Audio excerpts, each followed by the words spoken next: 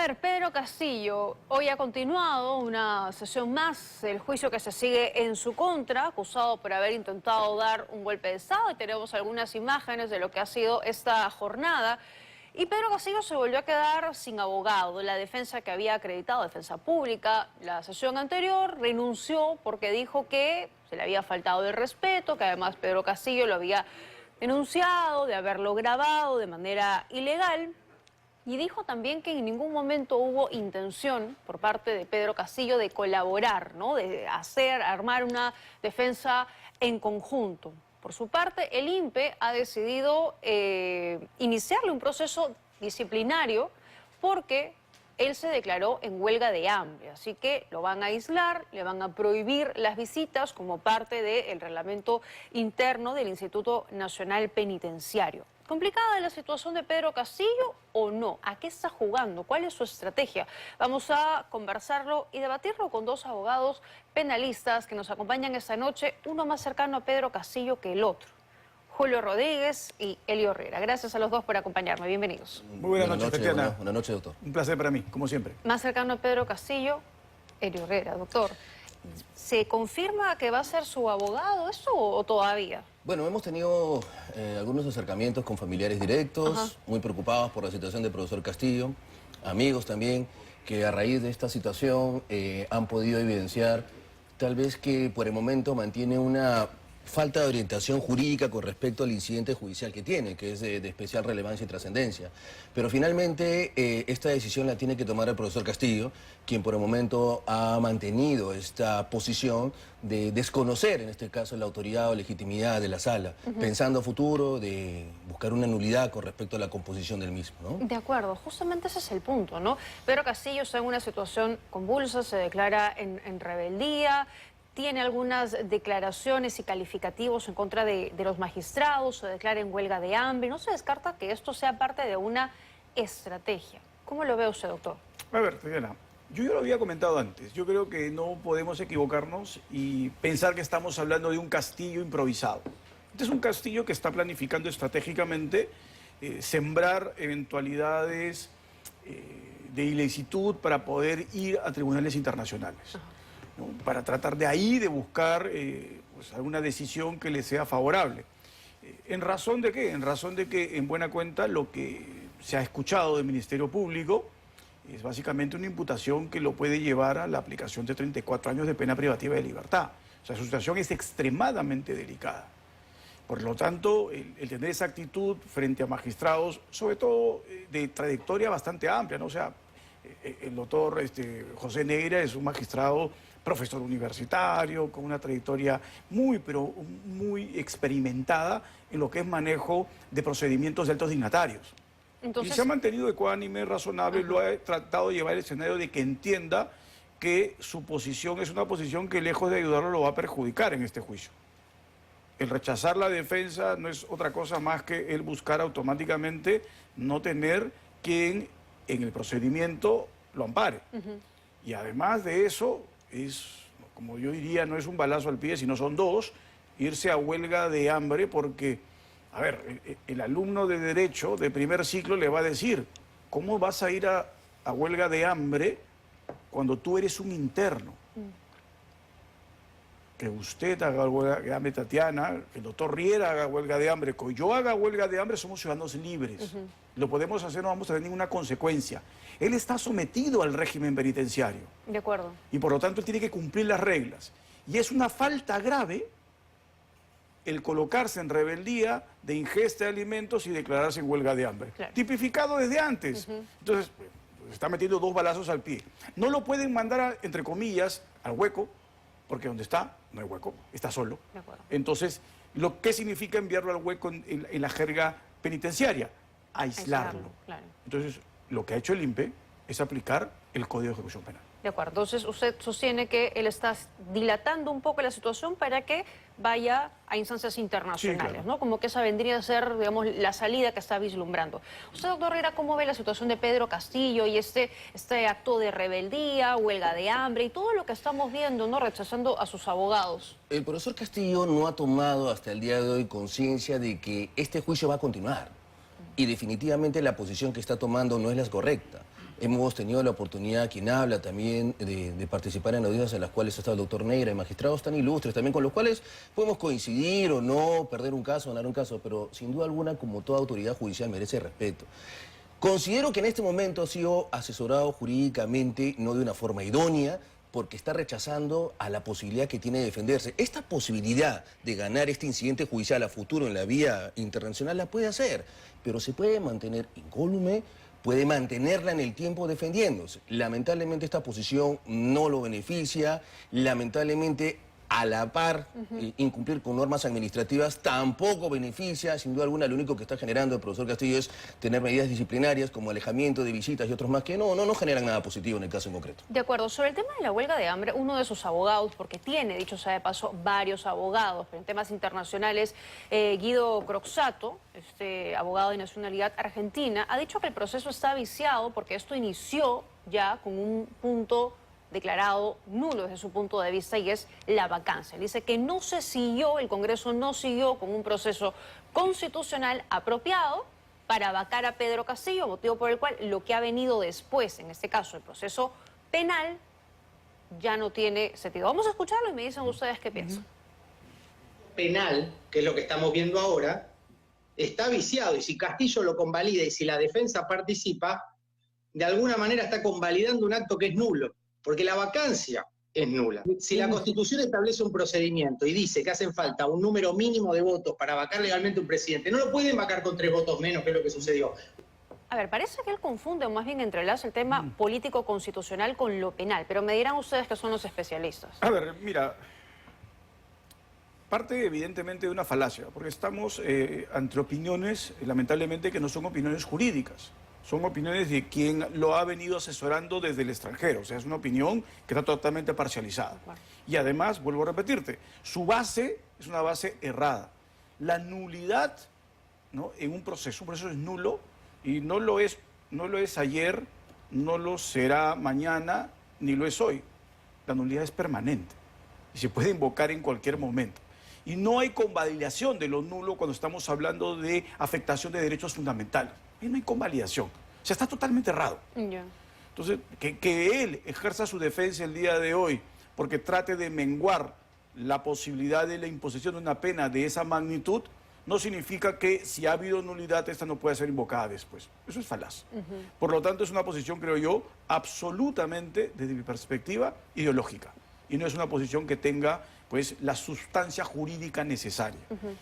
¿Eso qué significa en la práctica? Lo que tú dijiste, Tatiana, está confundiendo las reglas del procedimiento en el ámbito constitucional con la parte del proceso penal. Y se olvida de algo que es clarísimo. Además, Pedro Castillo fue intervenido en flagrancia. Exacto, porque a ver, Pedro Castillo dio un mensaje a la nación político, evidentemente, que le ha traído consecuencias jurídicas, penales, que las estamos viendo materializadas en este juicio. Y claro, cuando él estaba yéndose a la embajada de México, fue detenido en flagrancia, y ese es un punto importante. ¿Coincide con esa opinión? Definitivamente. Acá la visión del abogado Croxatto es parcialmente correcta, parcialmente porque se queda en la esfera constitucional. Podríamos debatir si existió o no un proceso de vacancia adecuado en la vía constitucional, pero entramos a un tema puntual. Ojo, la vía penal. Como bien ha señalado el doctor Julio Rodríguez, el tema de la flagrancia finalmente elimina esta posibilidad.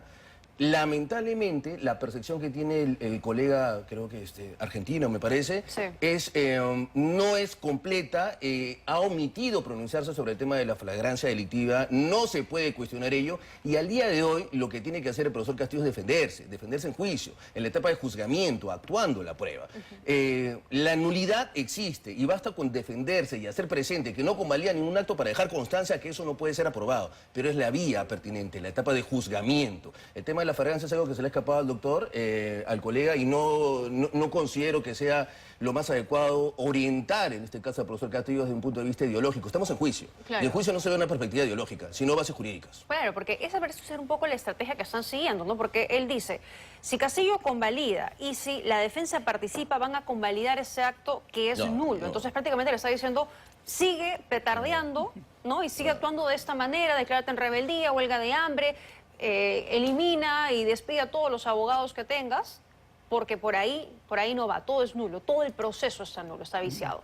Bueno, vuelvo a decir, lo está dejando en indefensión. ¿Qué es lo que está pasando? ¿Ya? ¿No? Y además, esa es una estrategia que creo que tristemente pues, está camino al ¿Pero le abismo. conviene a Castillo No, eso, está no? camino al abismo. Y está camino al abismo por una sencilla razón. No solo porque él está haciendo, en alguna medida, caso a sugerencias de personas que no están acá, sino que adicionalmente hay un factor que es trascendental. La situación de Castillo se tiene que defender donde el día de hoy lo están juzgando. Y ahí es donde él tiene que ejercer su defensa. Y lo que ha venido haciendo Castillo sistemáticamente desde el primer día es un discurso político. Y se lo dijo claramente Pepe Neira, el presidente de la sala. Se lo dijo clarísimo. Señor Castillo, acá no vamos a discutir política. Sí. Este es un juicio de imputación. A usted el Ministerio Público le imputa un delito, que usted no esté de acuerdo, que para usted está fundamentado, que eso no se produjo. Este es el momento de que su posición sea plasmada, sustentada, y si esa posición les genera convicción a los magistrados, pues tendrán que absolverlo. Pero eso tiene que decirlo en juicio, y no tratar de utilizar el juicio, ¿no?, totalmente mal aconsejado, como tribuna política. Porque lo que va a perder es la oportunidad de defenderse. De acuerdo, desde que se instaló viene con este Sí. discurso político que en verdad no le está sumando en nada. Y él insiste en que el lanzamiento de armas nunca ocurrió, que solo lo verbalizó, que es más, dio a conocer un mensaje popular, ¿no? Que lo que la gente le decía era cierre el Congreso, ¿no? Declare todo lo que él dijo en este famoso mensaje, fue que simplemente lo verbalizó. La Fiscalía lo acusa de rebelión, abuso de autoridad y grave perturbación de la tranquilidad pública. Y me dirán ustedes, pero rebelión es ir en contra del orden democrático con el alzamiento de armas. Pero ahora ha surgido una figura anterior a esta, que es la de conspiración, que entiendo que es la fase previa, ¿no? Como la planificación para el delito, para cometer el delito de rebelión. Entonces aquí estaríamos hablando de rebelión, de tentativa de rebelión, de conspiración, porque convengamos que el acto en sí mismo no se ejecutó, solo hubo la voluntad del mandatario. ¿Qué piensa, doctor Herrera? Bueno, voy a presentar algunos argumentos, en realidad, porque también por un tema de secreto profesional también tengo que mantener reserva a otros. Pero bueno, desde el punto de vista académico, digamos, para mí, yo tengo que coincidir con respecto ya a lo que ha manifestado el doctor Nakazaki. La estructura del tipo penal, la tipicidad con respecto al tema de rebelión, para mí no se habría configurado. En el caso en concreto no existiría un alzamiento en armas. En el caso en concreto tenemos, sí, una infracción constitucional, como no señalarla, porque hubo lógicamente una ruptura al orden constitucional, pero no se cumplen los elementos del tipo penal, motivo por el cual, al no estar debidamente estructurado, no debería ser sentenciado por el delito de rebelión.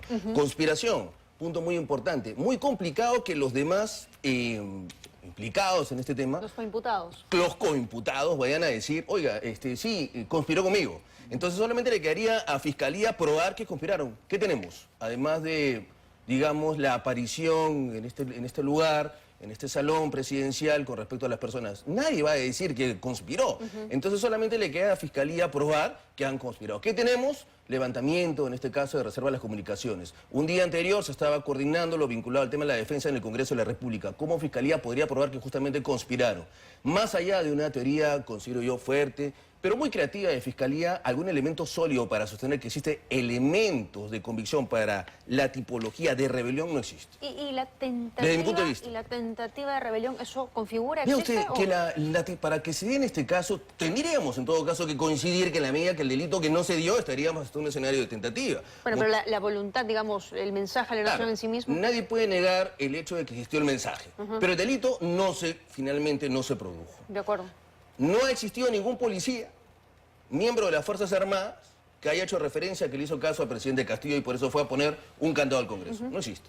Más que el mero discurso que podría ejemplificar un quebrantamiento del orden constitucional, sí, pero desde ahí a sostener que es un tipo penal, considero que es la etapa prudente, la etapa de juzgamiento, para poder debatir con Fiscalía y sostener que no hay delito. De acuerdo, porque no hubo el alzamiento en armas, no porque no hubiera la voluntad, sino porque, insisto, no le hicieron caso a Pedro Castillo. ¿Cuál es su análisis, doctor Rodríguez? A ver, yo estoy más en la línea de lo que ha ido estableciendo la Corte Suprema, ¿no? San Martín ha sido bien claro respecto a la estructuración del comportamiento típico y ya ha emitido dos resoluciones, la Corte Suprema, muy claras, en la apelación 248 y en el recurso de apelación 256, en donde hace un análisis de cuál es el contenido del delito.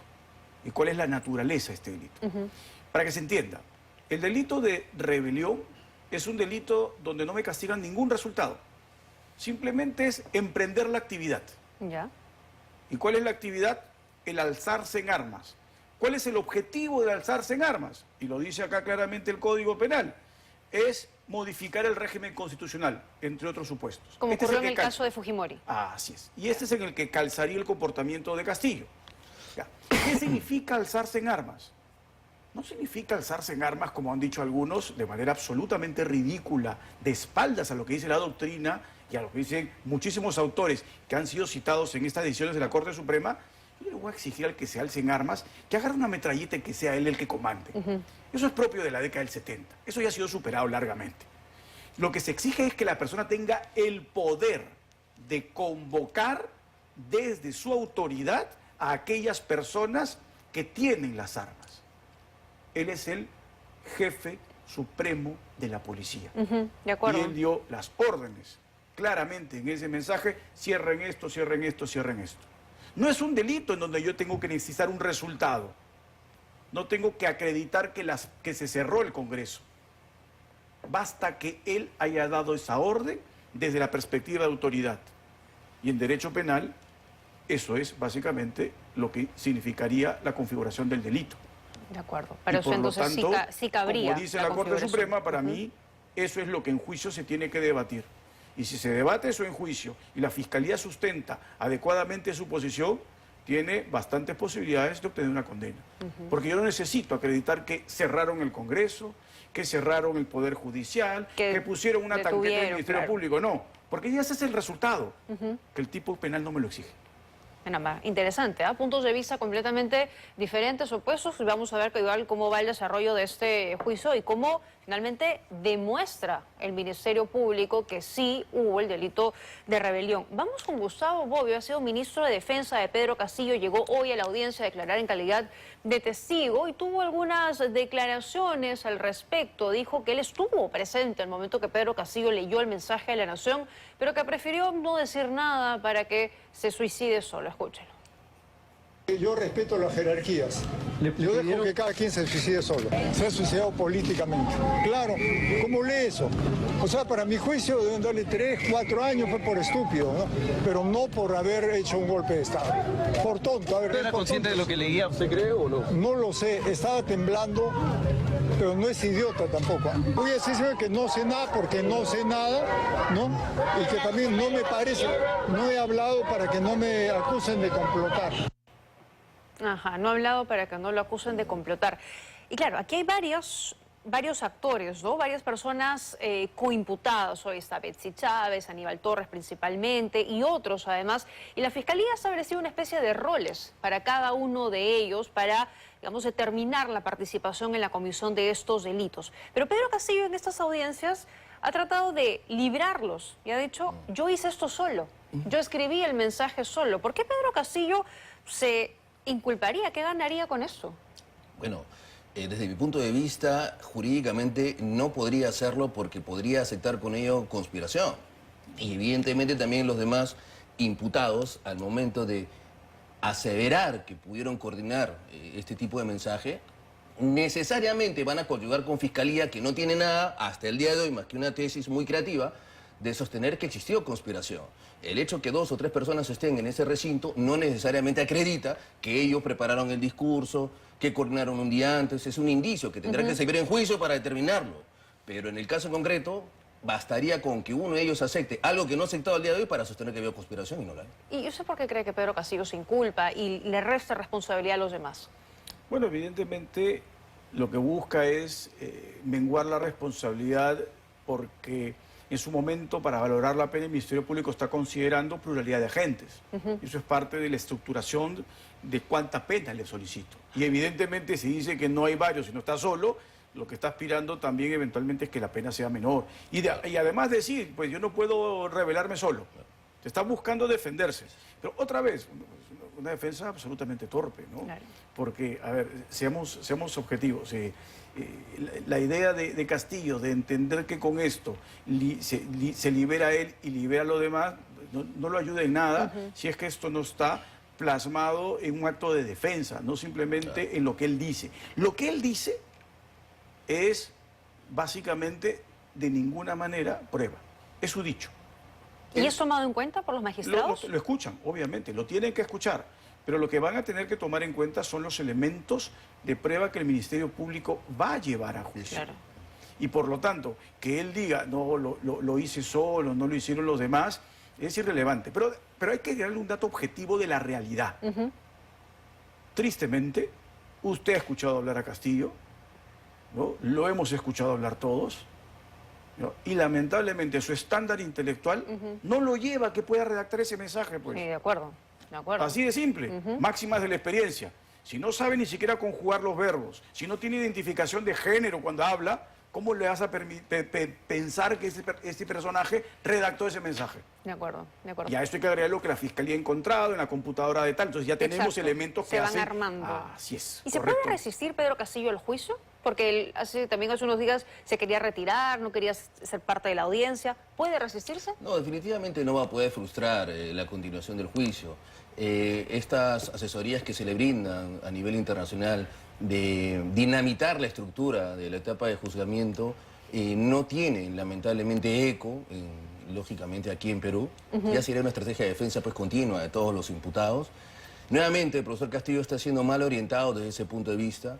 En efecto coincido con el doctor Julio Rodríguez, ya que estamos en una etapa estelar donde tendría que analizarse esta teoría del caso de Fiscalía, cuál fue la computadora, este análisis de máxima de la experiencia, por ejemplo. ¿Qué es máximo de la experiencia? Para el doctor puede ser un punto de vista, para mí otro, para usted otro. Eso es justamente lo que se analiza en juicio. Y es la etapa que él está perdiendo. Claro. ¿Por qué? Por una mala orientación jurídica, ¿no? De acuerdo. Me queda claro entonces que con una buena orientación, ¿no? Más Tendría allá más de... posibilidades, por lo menos, ¿no? Por lo menos, claro, de lucharla un poco, ¿no? De pronto ir por, no sé, si por la conspiración o por lo menos intentar, ¿no? Algo de que le pueda reducir la condena, 34 años. La pena a la mitad. Entonces, Exacto. por eso Claro. tendría que la Y defensa a los tendría demás que... también, con imputados también les convendría. Obviamente, entonces, pero eso es una falta de estrategia absoluta. Claro. Y adicionalmente lo que dices, Tatiana, merece una respuesta clarísima. No existe posibilidad que se declare en rebeldía del juicio. Ya, eso no, Eso no no cabe. existe. Eso O que sea, me voy... no se va. existe. O sea, en la sala, ¿no? Los magistrados tienen autoridad plena. ¿Qué significa autoridad plena? Si un abogado, ¿no? se comporta irreverente frente a los miembros del tribunal, hasta pueden ordenar su detención. Ah, caramba. O sea, Esa es la autoridad con fuerza de todo se queda ahí. Así es, esa es la autoridad que tiene la sala en audiencia. Y hay un delito que se llama perturbación de una audiencia. Además, por lo tanto, el Castillo está haciendo todo al revés. La sala le pone un par de policías, lo sienta ahí, usted acá no se mueve. Pero obviamente, paso atrás, no podemos ser naif. O sea, Castillo puede ser una persona que no tenga el estándar intelectual, que no tenga las condiciones para haber sido presidente jamás, etcétera. Pero tiene atrás personas que le hablan al oído y le van comiendo el cerebro para que haga determinado acto. ¿Qué es lo que le gustaría a Castillo? Porque esto sería estelar para él. Que lleguen a marrocarlo en la sala. Entonces con eso ya que es le dé un perseguido. argumentos, ¿no? Internacionales, Sí, es, de acuerdo. correcto. A Pero ver. yo entiendo pues que, a ver, Pepe Neira con la experiencia que tiene no va a pisar el palito. Claro, no van a dejar que llegue por lo menos hasta ese momento. Tengo que hacer una pausa, quédense por favor con nosotros unos minutos más, porque al volver Pedro Castillo está solicitando llevar el juicio en libertad y que se le varíe la medida de prisión preventiva tal vez por una de vigilancia electrónica, algo más leve. ¿Es posible o no? Con eso y más, volvemos. Muy bien, seguimos hablando de Pedro Castillo y es que estábamos viendo por supuesto detalles del juicio oral que está siguiéndose y también hay una audiencia de apelación en paralelo que se ha llevado a cabo porque Pedro Castillo quiere llevar el juicio en libertad, quiere que se le varíe, se le flexibilice la medida de prisión preventiva, lo que viene pidiendo desde hace mucho, por una menos gravosa, ¿no? Habla, por ejemplo, o sugiere la de vigilancia electrónica. Vamos a escuchar qué es lo que ha dicho, porque incluso ha dicho que lo juzguen en España. A ver, vamos a ver de qué se trata. Para tenerme acá han forzado el tipo penal, diciendo de que no basta la violencia física, sino la violencia psíquica. ¿En qué parte del Código Penal se encuentra eso? Se sujetan a un Código Penal español. Si es así, yo en ignorancia jurídica o en todo caso legal, pues que se me lleve entonces a España a juzgarme. Usted como un hombre de derecho, formador, para algunos se ha mentalizado de que usted encarna la injusticia en el país. Hoy es necesario que esto debe ser revertido y demostrar lo contrario. En esta audiencia se quiere ver una posibilidad de que a mí se me asigne o se me varíe mi situación carcelaria por la vigilancia electrónica, aduciendo en todo caso que algunos dicen, no, pero eso se da para los que generan de alguna forma alguna perturbación o corren en todo caso, es un peligro para la sociedad. ¿Qué peligro yo podría generar en la sociedad, doctor? A ver, ¿cómo es esto? Pedro Castillo se quiere ir a España, quiere que los juzguen allá, tiene abogados que de pronto están digitando estos mensajes sin tener necesariamente una presencia en estas audiencias. ¿Qué piensan? Bueno, en este caso lo que ha sucedido es que se ha llevado una audiencia, no de la etapa de juzgamiento, es una audiencia donde se busca la cesación de la prisión preventiva, es una apelación que se está dando ante la Corte Suprema. Muy brevemente, la cesación de la prisión preventiva busca analizar nuevos elementos que puedan desvirtuar la necesidad que él siga preso, mientras que Fiscalía investiga. Aquí es la única vez en que tengo que conseguir con la doctora María Alejandra Cárdenas Ávila, que es la fiscal que oralizó, en este caso la defensa, porque dijo lo siguiente: no estamos analizando el tipo penal, es decir, si estamos o no ante el caso de rebelión. Porque la teoría, en este caso de los colegas, con quien tengo que discrepar respetuosamente, es sostener que no era rebelión. Pero se perdió cerca de, digamos, 20 minutos discutiendo si era el tipo penal, cuando lo que se buscaba analizar eran los nuevos elementos, si existen o no. Peligro de fuga, ¿no? Peligro de fuga, y todo eso. Y que también lo maneja el doctor San Martín. El doctor San Martín maneja muy bien porque los abogados fueron con la intención, no nos deja hablar a los dos. Normalmente, el doctor Julio Rodríguez seguro también podrá coincidir en este tema. Cuando oralizamos los abogados, oraliza un abogado y tu abogado coadyuvante está a tu lado, te ayuda.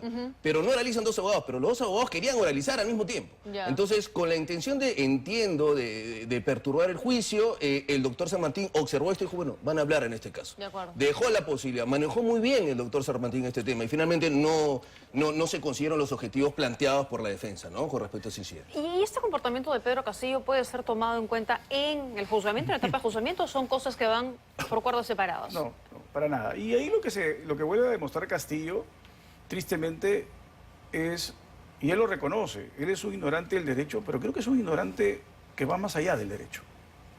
Porque basta leer.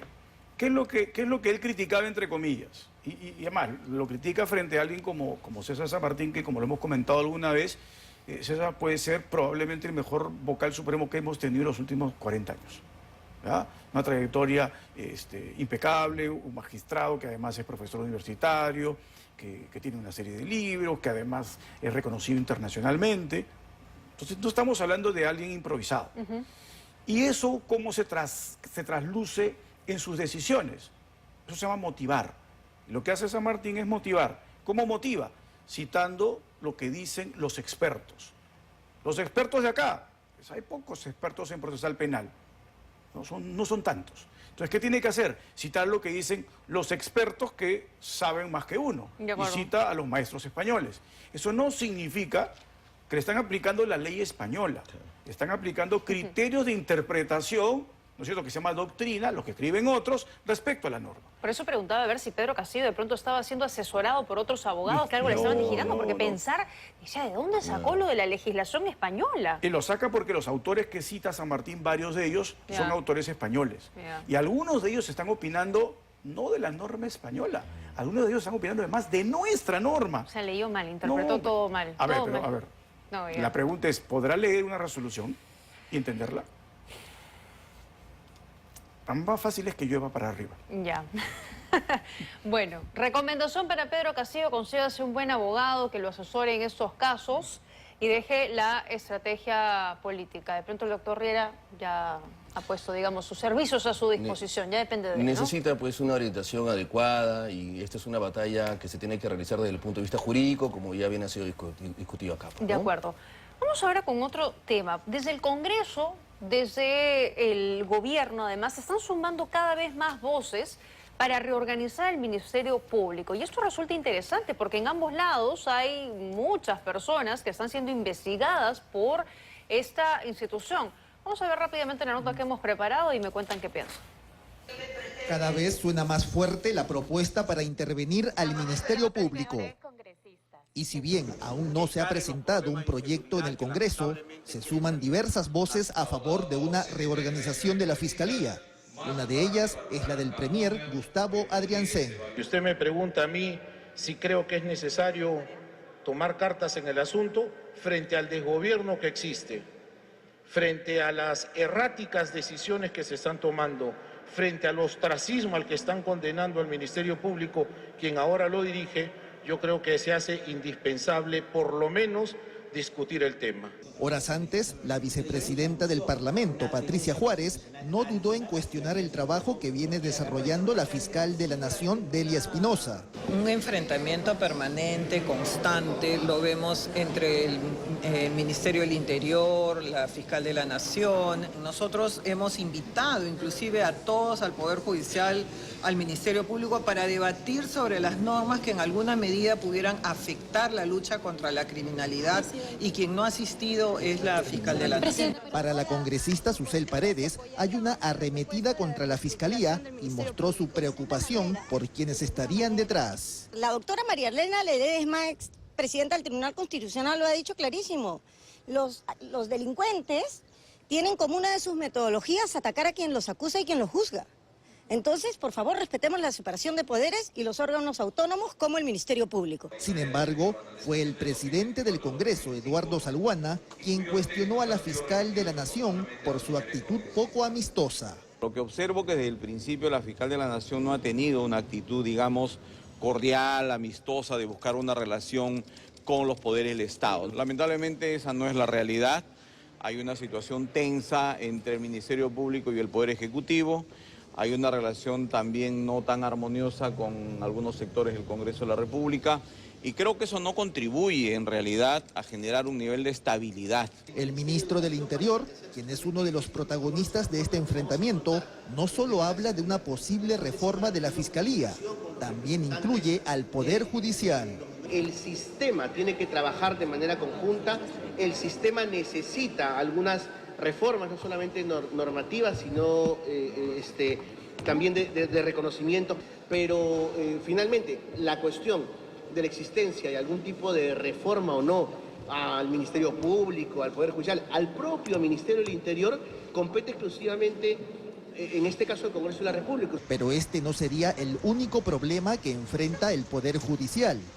Hace solo unas horas, la Sala Plena realizó un pronunciamiento en defensa de su autonomía, luego que la Junta Nacional de Justicia abriera un proceso a la propia presidenta de esta institución y otros 4 jueces supremos por una presunta sentencia irregular dictada el año pasado. Es preocupante que se abra un proceso disciplinario inmediato a toda una sala especializada de la Corte Suprema de Justicia, bajo un modelo inmediato, que incluso ha sido declarado inconstitucional por el Tribunal Constitucional en recientes sentencias.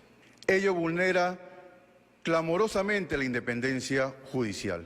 Enfrentamientos entre las principales instituciones del país que parecen no tener fin y que podrían terminar no solo con la ya anunciada reestructuración, sino con la destitución de sus titulares.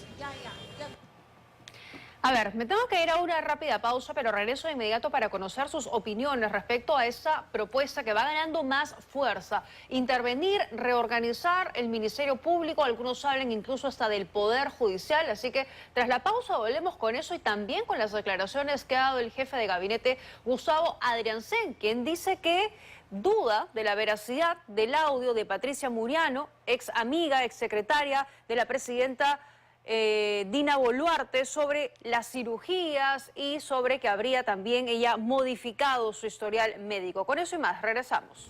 El señor Adriancén ha dicho que el Ministerio Público está tomando decisiones erráticas. El señor Salguana dice que la fiscal de la Nación no ha tenido una actitud cordial, amistosa con otros poderes del Estado. Patricia Juárez también se muestra a favor de la reorganización. APP tendría un proyecto. Renovación Popular, por su parte, su líder y alcalde, Rafael López Aliaga, se muestra de acuerdo con una reorganización no solo del Ministerio Público, sino del Poder Judicial. Así, en las últimas horas se van sumando más voces a favor de esto. Le pregunto a mis invitados, Julio Rodríguez, Elio Herrera, ¿qué piensan de esto? ¿Es viable que este Congreso y este gobierno estén hablando de reorganizar el Ministerio Público? Yo creo que sí, lamentablemente sí. Estamos ante la crisis institucional más grave desde el Ministerio Público desde su fundación. Es gravísimo. Y esto uno lo puede básicamente constatar por el estándar de quienes están en la cabeza del Ministerio Público. Son personas que no tienen el currículo que antes tenían otros fiscales supremos, una trayectoria de otra naturaleza. Y algo que se olvidan y que es garrafal, el Ministerio Público no es un poder. De acuerdo. O sea, ¿desde cuándo acá la fiscal de la Nación va a reclamar que se le trate como si fuese, no, ni siquiera como un ministro? Porque no es un poder. El poder es el ejecutivo, el legislativo y el judicial. El Ministerio Público es el perseguidor del delito, un órgano autónomo constitucional, pero no es un poder del Estado. De acuerdo. Pero a ver. Ya con esa descripción de la ubicación que le corresponde, es que tendría que tener una actitud frente a los poderes del Estado de interacción, ¿no?, cordial. No significa que esté de acuerdo con la ideología del gobierno actual. Yo no estoy de acuerdo con la ideología del gobierno actual, pero es distinto a tener un enfrentamiento motivado ideológicamente, pues, que no le compete. Pero son esos congresistas, esos integrantes del gobierno, denunciados, investigados por ese Ministerio Público, los encargados o quienes deberían sacar adelante esta reorganización. Bueno, la labor del legislativo es, ¿por qué no proponer estos proyectos de ley con los asesores que tiene? He tenido la posibilidad también de participar en algunos porque yo también considero de que es necesaria una reforma inmediata del Ministerio Público. La doctora Espinosa tuvo, desde mi punto de vista, la oportunidad de hacer un cambio. Y yo tenía muchas esperanzas en que se pudiera hacer ello, pero no se materializa. Ella, considero, y es del tenor de sus discursos o de las declaraciones que brinda, que sostiene que tal vez el ser o el ostentar el rol de titular de la acción penal la equipara, lógicamente, pues a un poder del Estado, como bien ha señalado el doctor Julio Rodríguez, lo cual es completamente equivocado. Eso es por un lado. Y por otro lado muy importante, vamos, el Congreso de la República ha sentado invitaciones para poder reunirse, para poder tocar temas que afectan a los justiciables, a los abogados, a los jueces, la carga procesal, la inaplicación, por ejemplo, de normas, el control difuso. ¿Cuándo inaplico el tema, esta ley promulgada de lesa humanidad o de organizaciones criminales? No van, no asisten. Entonces, ¿qué mensaje dan a los poderes del Estado? Pues equivocado. ¿Qué mensaje dan a la ciudadanía, a los abogados? Que no les importa. ¿Qué mensaje nos dan a nosotros? Que quieren hacer lo que ellos consideran pertinente, lo cual no es correcto, y no es lo justo y no es lo legal. De acuerdo. Ojo, y es peligroso, solamente un paréntesis, es peligroso decir, este Congreso no está legitimado. Porque bajo esa valoración, ninguno lo va a estar. Y vamos a postergar lo que es necesario. Lo que tiene que ponerse sobre la mesa es la norma a debatir. Y que haya un debate abierto y que se genere consensos sobre la base de conocer el detalle de la propuesta normativa. De acuerdo. Quiero ir rápidamente con lo que ha dicho hoy Adrián Sen respecto a los audios de Patricia Muriano. Yo, por supuesto, no puedo dar fe, ni tampoco doy ninguna credibilidad a audios de esa naturaleza que llegan a la prensa sin tener un origen absolutamente anónimos. Y en aquello, por supuesto, no se puede confiar. Si alguien tiene información de un proceso que se encuentra en investigación, no corresponde, con el respeto que ustedes, amigos de la prensa, me merecen, ir a la prensa. Lo que corresponde es presentarse en las instancias jurisdiccionales respectivas y allí presentar las pruebas de su dicho. Yo estoy seguro que aquello no se va a poder corroborar de ninguna manera y, por supuesto, confío en que, llegado el momento, la autoridad jurisdiccional no solamente no lo tenga en consideración, sino que lo descarte de hecho. Parece bastante seguro el señor Adrián Sen que van a descartar los audios, ¿no? A ver, eso es una posición otra vez política. La posición legal elemental significa claramente, si los audios son originales, tienen que pasar las pruebas correspondientes. La prueba de integridad, que no ha sido manipulado, editado, la pericia de voz, que identifique la voz de la persona que está ahí en el audio y haga el match con quien supuestamente es quien se le atribuye la conversación, y todo eso se va a definir técnicamente. De acuerdo. No se va a definir políticamente. Coincide con ese análisis. Coincido, rige el principio de presunción de inocencia y como abogado suscribo lo que ha dicho el doctor Julio Rodríguez, también el Premier. Corresponde a la fase de investigación realizar los elementos y cuestionamientos necesarios para determinar la verdad. En su momento tendrá que determinarse. De acuerdo. Gracias a los dos por haberme acompañado esta noche. Gracias. Ya nos cuenta si asume la defensa de Pedro Castillo. Pues, seguramente. ¿no? Con el doctor Julio Rodríguez de la Par. Tenemos que ganar ese caso. De ninguna manera. No lo involucran, dice, no. Lo invito, doctor Julio. Muy bien. Gracias a los dos por haberme acompañado. Hacemos una pausa.